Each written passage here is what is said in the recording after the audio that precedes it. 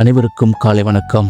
இந்த நாள் இனிய நாளாகட்டும். ஒரு ஊரில் ஒரு குருவி இருந்தது. அந்த குருவி பல வண்ணத்தில் ரொம்ப அழகாக இருந்தது. தான் மட்டும்தான் அழகு என எப்போதும் பெருமையாக சொல்லிக்கொண்டே இருக்கும். நண்பர்களை தேர்ந்தெடுக்கும் போது கூட அழகை பார்த்தே முடிவெடுக்கும் அந்த குருவி. ஒரு நாள் ஒரு காகம் ஒன்று வந்து நாம் நண்பர்களாக இருக்கலாமா என கேட்டது. அதற்கு அந்த குருவி, நான் எப்படி அழகாக இருக்கிறேன், உன்னை நீயே கண்ணாடியில் போய்ப்பார் என்று அசிங்கமாக திட்டி அந்த காகத்தை விரட்டிவிட்டது. அந்த காகமும் மிகவும் வருத்தப்பட்டு அந்த இடத்தை விட்டு போனது. சில மாதங்களுக்கு பிறகு அந்த குருவிக்கு உடம்பு சரியில்லாமல் போனது. அந்த குருவிக்கு இறகு எல்லாம் விழுந்து அழகு குலைந்து சாகும் தருவாயில் இருந்தது. இதை கேள்விப்பட்ட காகம் பதற்றமடைந்து மருந்து கொண்டு வந்து அந்த குருவிக்கு கொடுத்தது. அது மட்டுமல்லாமல் அருகிலேயே இருந்து அந்த குருவியை நன்றாக பார்த்து கொண்டிருந்தது. சில நாட்களுக்கு பிறகு அந்த குருவி குணமடைந்து அந்த காகத்தை பார்த்து, எனக்கு துன்பம் வந்தபோது எனது நண்பர்கள் யாரும் உதவிக்கு வரவில்லை, ஆனால் நீயோ என்னை காப்பாற்றி விட்டாய். இந்த உலகிலேயே நீதான் அழகானவன், இனிமேல் நீதான் என் உயிர் நண்பன் என்றது.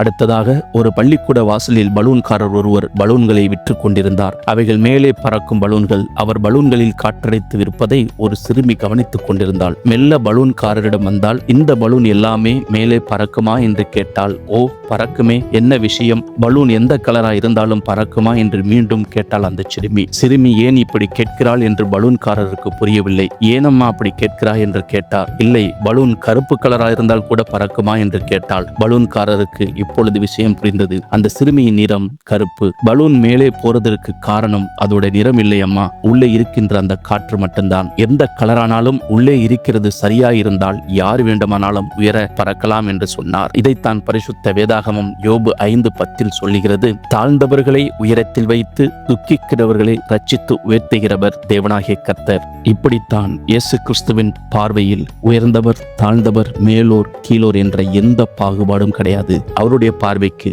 நாம் அனைவருமே அவருடைய பிள்ளைகள் தான். கர்த்தராகிய இயேசு கிறிஸ்து உங்களை ஆசீர்வதிப்பாராக.